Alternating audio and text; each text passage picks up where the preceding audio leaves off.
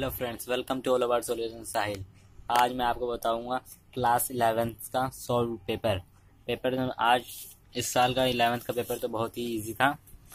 मैं आज आपको इसको क्वेश्चन पेपर भी दिखाऊंगा और सॉल्यूशन भी दिखाऊंगा।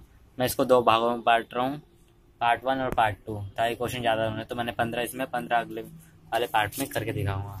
पहले मैं आपको क्वेश्चन पेपर दिखा देता हूँ।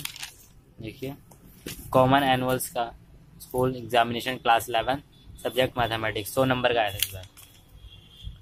मेरे क्वेश्चंस पूरे 29 क्वेश्चन हैं। मैं आपको अभी सॉल्यूशन भी दिखाऊंगा धीरे धीरे। इस बार का पेपर बहुत ही इजी था। एक दो क्वेश्चन थे जो बच्चों के समझ में नहीं आए। भाई पेपर पूरा इजी आया था इस साल का।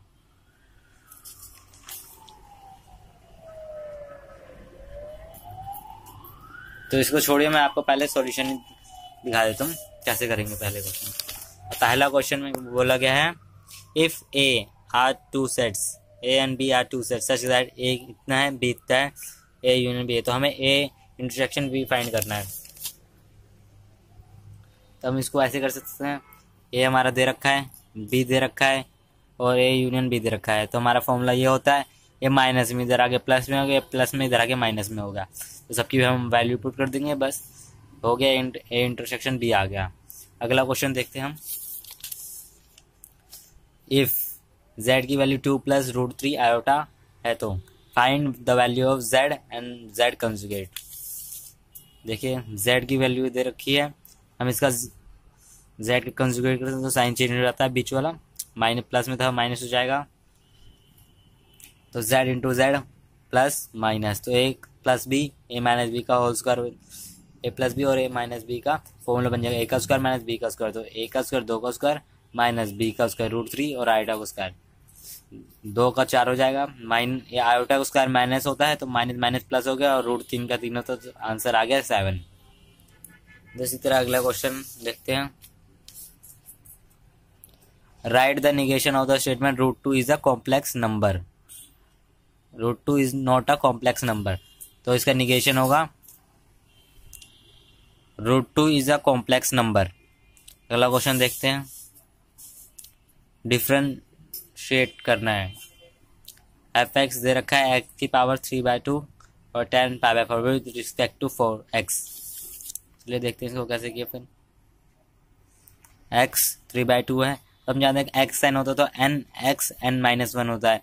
तो ये एक्स की पावर हमने यहाँ पे लिख दी, तो एक्स का एक्स तो -1 में हो जाता है, तो इसको -1 में किया और 10 पाई/4 को वैसे रहता है कि कॉन्स्टेंट है, इसको वैसे के वैसे रहने देते हैं। इसको यहाँ पे रखा तो -1 में तो ये आ गया y, तो x की पावर 1/2 हो गई। तो इसका मतलब रूट x होता, तो यही था, डिफरेंशिएट हो गया इसका। अगला क्वेश्चन देखते हैं।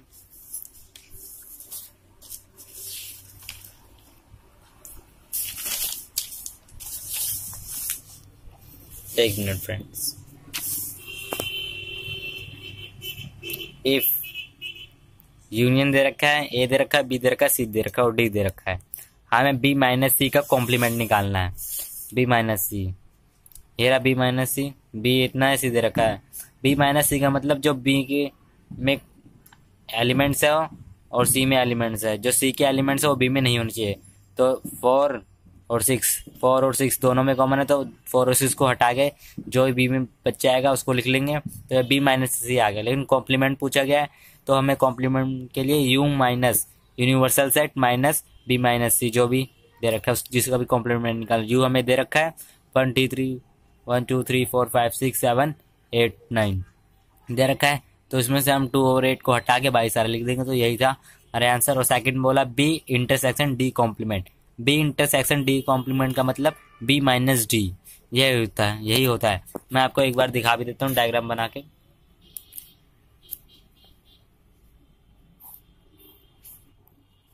देखिए, जैसे बी है और डी है, यहाँ पूछा है B intersection D complement. D का कॉम्प्लीमेंट क्या होगा, डी को छोड़कर बाकी सारा है ना, तो डी ये भी हट जाएगा, यानी बी आएगा ना, बी इंटरसेक्शन डी कॉम्प्लीमेंट, तो बी हो गया। जो बी और माइनस डी करेंगे तभी भी ये बी मतलब से ओनली बी, यानी ये भी हट जाएगा, ये भी हट जाएगा, तो बात तो वही पड़ जाएगी। हम अगर डी वैसे करेंगे पहले डी का कॉम्प्लीमेंट निकालेंगे, फिर हम इंटरसेक्शन करेंगे, तभी भी आंसर यही आएगा। जाए आप चेक कर सकते हैं, ये वाला यूनिवर्सल सेट दे रखा है। तो अगला क्वेश्चन देख लेते हैं। इफ 1 प्लस आयोटा और अपॉन में 1 माइनस आयोटा का होल पावर है m equals to 1, then find the least integral value of m। देखते हैं इसके भी, एक मिनट उससे पहले 6 क्वेश्चन भी मैं भूल गया था। a x y z है, b 1 and 2 है, then find the number of relation from a into b। तो a into b, x1 x2 y1 y2 z1 z2, हमें बस इतना से करना था। हमें नंबर ऑफ रिलेशन बता दो, 1 2 3 4 5 6, तो पावर 6, सब में दो एलिमेंट, 2 की पावर 6 हो गई। तो हमें अगले क्वेश्चन पे आते हैं जो फाइंड करना था हमें। ये दे रखा है हमें m की वैल्यू फाइंड करनी है। तो पहले हम इसके अंदर का जो भी दे रखा है उसको हम रैशनलाइज कर देंगे। माइनस में इधर प्लस हो गया, तो ऊपर प्लस प्लस का होल स्क्वायर बन गया, नीचे a का स्क्वायर माइनस b का स्क्वायर का फॉर्मूला बन गया। तो a का स्क्वायर ये, आयोटा का स्क्वायर माइनस में, तो माइनस माइनस प्लस हो गया, ये हो गया। तो 1 का स्क्वायर 1 प्लस आयोटा का स्क्वायर -1 होता है, इसलिए -1 हो गया, प्लस 2 आयोटा, प्लस 1 से माइनस आयोटा 2 आयोटा अपॉन में 2 बच गया, 2 से 2 कटे, आयोटा की वैल्यू पावर m। अब आयोटा की कौन सी पावर इक्वल टू 1 होती है, 4 होती है, तो हो गया फिर m की वैल्यू 4 हो गई। इसी तरह अब अगला question, find the coefficient of x की 6 एंड y की 3 in the expansion of x plus 2y की पावर 9। इसे भी देख लेते हैं। ये था हमें x की 6 और y की 3 फाइंड करनी है। तो पहले हमने इसकी जनरल टर्म लिख ली, NCR, a की पावर n माइनस r और b की पावर r, यही हो गई है। तो हमें x की 6 चाहिए, तो n माइनस r, x की पावर को हमने 6 के बराबर रखे, तो r हमें आ गया 3। हम 3 रखेंगे n r की जगह, तो यहाँ पे x की 6 और y की 6, मैंने यहाँ पे इसको अलग अलग 2 की पावर 3 यानी 8 हो गया। एंड से अब कोएफिशिएंट बोला था, यानी इसको छोड़कर ये सब। अब इसको हम सॉल्व कर लेंगे, ये रहा n factorial 3 factorial, n minus n में से 3 गया तो 6 बचा। अब इसको भी हम सॉल्व कर लेंगे, 9 8 7 6 फैक्टोरियल और 6 फैक्टोरियल, 6 से 6 कट गया, 6 से 6 कट गया, और 3 से ये 3 कट गया, और 2 से ये 8 कट गया, 4 8 7 56, 4 3 12, इन दोनों मल्टीप्लाई करने पे आया 372, 672 आ गया। अब अगला क्वेश्चन देख लेते हैं। Write the contrapositive of the statement, if you are born in India then you are a citizen of India. तो हमें बस कॉन्ट्रापोजिटिव करना है, इसको उल्टा करके हमें इसका नेगेटिव कर देना। देख लीजिए, if you are not born in India then you are not a citizen of India, ये हो गया। अब अगला क्वेश्चन बोला गया, इसी का अगला पार्ट है, if a number n is even then n square is even, right. इसमें कन्वर्स लिखना है, तो मतलब इसको उल्टा करके लिखना बस, if n square is even then n is also even. अब इसमें अगला क्वेश्चन बोला गया है, 4 cards from a pack of 52 cards are drawn at random. Find the probability that all 4 cards are the same suit. हमें same suit निकालना है। तो हमें पता है कि 4 होते हैं सब में, तो हमें 13C4 प्लस 13C4 हम कर सकते हैं। जैसे मैंने कहा हमारे हमको इसकी प्रोबेबिलिटी निकालनी है, तो 13C4 सेम से सूट करें, तो इसमें भी 4 कार्ड निकालें, 13 में से हम 4 में भी निकाल सकते, इसमें से भी 4 निकाल सकते, इसमें से भी 4 निकाल सकते, इसमें से भी 4, और हमें प्रोबेबिलिटी निकालें, तो इसलिए टोटल सैंपल स्पेस होगा 52C4।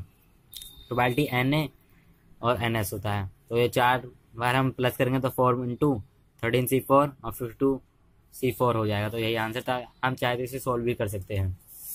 और अगला question, find the derivative of f(x) x² sin x plus sine square with respect to x। तो इसको भी कर लेते हैं। हम जानते हैं जब x की पावर 2 होती है तो 2x और x की पावर उसमें से -1 हो जाती है। तो ये हो गया साइन का डेरिवेटिव cos x होता है, और साइन स्क्वायर का 2 है, इधर आ गया साइन x। हम इसको और तरीके से एक और तरीके से भी कर सकते हैं।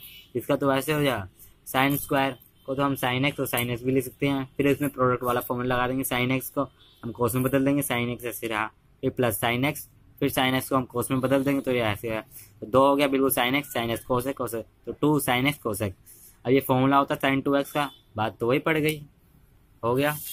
अगला question, find the ratio in which Y Z plane divides the line segment joining the points P and Q. ये देखा वाई जेड प्लेन, मतलब एक्स हमारा 0 है और वाई और जेड, हमें एम एन निकालना है।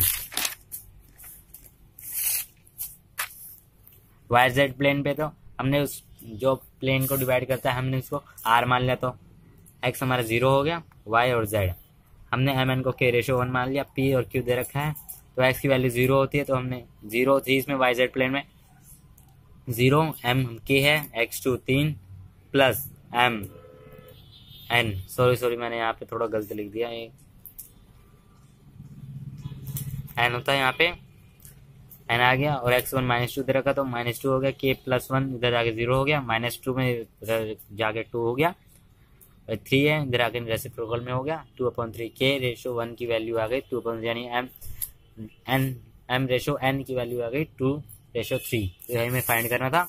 अब अगला क्वेश्चन देख लेते हैं, solve the flowing system of inequality graphically.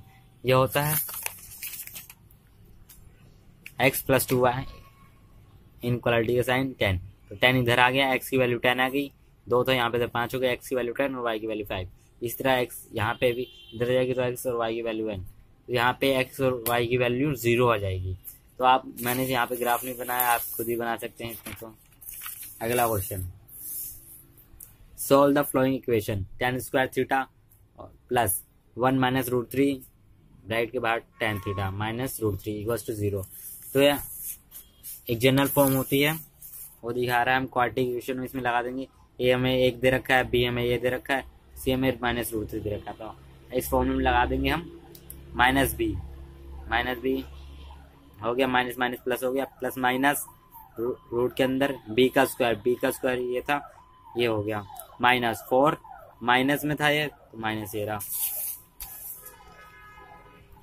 tan x equals to -1 प्लस √3 प्लस माइनस, हमने फिर इसको 1 - √3 की वैल्यू खोल दी, 1 का 1 √3 का 3 -2 √3 हो गया, अब ये 4 हो गया, ये प्लस 2 √3 हो गया, और यहीं तक हमें करना था बस, एंड सॉल्व करना था। अगला क्वेश्चन, ये जो कि बहुत इंपॉर्टेंट क्वेश्चन है, find the derivative of x tan x with respect to x from first principle of derivative.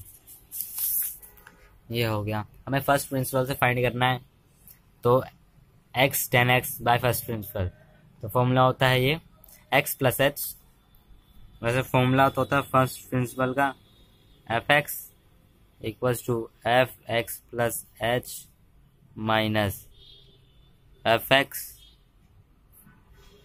h, इसमें लिमिट h की वैल्यू 0 होती है, तो हमने यही फॉर्मूला लगा दिया, जहाँ जहाँ x था वहाँ पे x प्लस लिख दिया, तो यहाँ पे भी था x + h, tan x + h minus को ऐसे रखेंगे तो h की वैल्यू 0 होती है, तो हमने x + h को अंदर से मल्टीप्लाई, x tan x हो गया, h tan x हो गया, ये हो गया, इसको ऐसे रख, तो हम x और x वाले को साथ में रख लिया हमने, x tan x x + h, ये हो गया।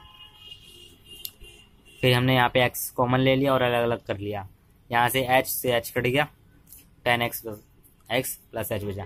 फिर जब ये आ गया तो tan x का डेरिवेटिव ऐसे ही होता है, क्योंकि tan x + h minus tan x, तो हमने इसको भी सोल्व कर लिया रफली में, tan को हम sin अपन में cos बदलेंगे, sin अपन में cos, फिर इसका हमने एलसीएम ले लिया, तो ये आ गया, h भी आता है साथ में, तो sin a cos b cos a sin b, तो ये फॉर्मूला हो गया sin a माइनस b का, तो sin a minus sin b, x से x कर गया तो h और h, sin h और h की वैल्यू 1 होती है, ये हो गया cos x + h, h की वैल्यू 0 होती है तो cos स्क्वायर x हो गया इधर, तो cos स्क्वायर को हम sec स्क्वायर में बदल देंगे,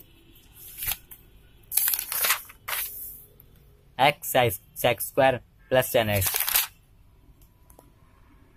हमने यहाँ पे इसकी वैल्यू रख दी x sec स्क्वायर, और यहाँ पे भी हम h की वैल्यू 0 रखेंगे तो x sec square plus tan x आएगा, x sec square plus tan x। तो यही था आज का पार्ट 1, हम आपसे पार्ट 2 में जल्दी मिलेंगे।